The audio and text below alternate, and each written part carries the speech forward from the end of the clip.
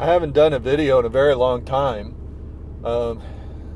And so I want to give an update, and I apologize that this update will be, sharing a vulnerability instead of an encouragement.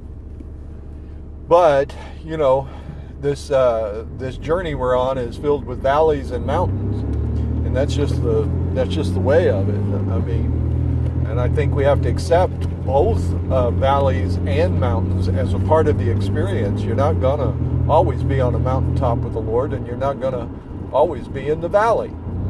So part of the valley that I want to share with you, if indeed it is a valley, is just the fact, in a way I think it's a strength, but anyway. So the last few days I'd been feeling pretty empty, and I don't really know why. I snapped at a few people who, generally get on my nerves anyway. They rub me the wrong way, and I thought I had dealt with it in myself to where I just, had been able to let their button pushing go right over my head, but apparently I didn't. Because when I felt weak in the spirit, tired and tried, I popped, and I mean nothing serious or anything, but to me it's serious, And so been feeling this way the last few days, and couldn't really put my finger on what it is, what it was, and realized how much my mind is fogged with my future, what to expect. Where does God want me to go? What does He want me to do? How much does He want me to give up? And I realized in prayer that, and I did realize this in prayer, that I'm afraid. I have lived with my wife 22 years. I have grown accustomed to her.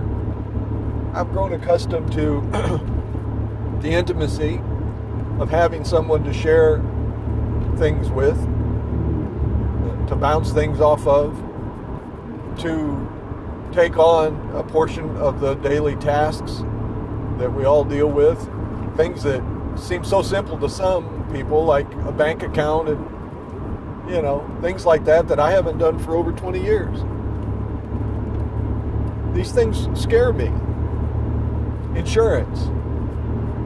I don't know the first thing about insurance. It's been so long. It's been decades, folks. Decades. As long as some people are old in the military, since I've done something as simple as pay car insurance. And so all of this is new, not to mention the technology that like when I went back to work, I was shocked that I had to use my fingerprint, that I couldn't get on the time clock, that I couldn't get a pay stub anymore in paper, that I had to get online to get it. Weird stuff to me, weird stuff. And so all of this stuff is very frightening to deal with alone, and I realized how very afraid I am. In many ways, my wife is much more equipped for this world than I am. Old people particularly like to stay stuck in the mud of wherever they're at. It's comfortable. So I went to the Lord in prayer, and I realized, Lord, I'm afraid. That's what I am. I'm afraid. I'm afraid of what's around the corner. I'm afraid of going it alone. I'm afraid of what may happen to my wife, because regardless of anything else, I still love her, and I want to protect her, and I want her to be okay. I'm afraid of my future, what He may call me to, because when He calls us and when we answer, we're called to the cross, which means everything, all of it. I mean, if you've ever joined the military, you know when you sign on for all of it. You don't just sign on for peacetime duty. What about my health, Last night, and I've had, spinal problems before, vertebrae problems, and excruciating pain, the worst pain, out of this world pain. I've never felt pain like that. And it took me several years to really recuperate from it.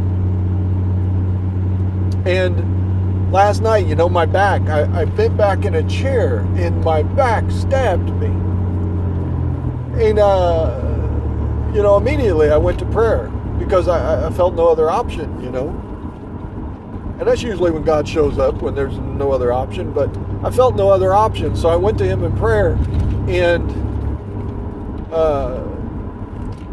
it was a few minutes later I got into the van to do a shuttle run. And I twisted wrong and another stab in the back. But this stab seemed to correct the first stab. And it was better. I don't know how that all works, but I'm grateful, very, very, very grateful. But I want to just close this by saying that coming to God in prayer with the reality of your present state, there is no shame in being real with God. God knows you anyway. He knows your heart anyhow.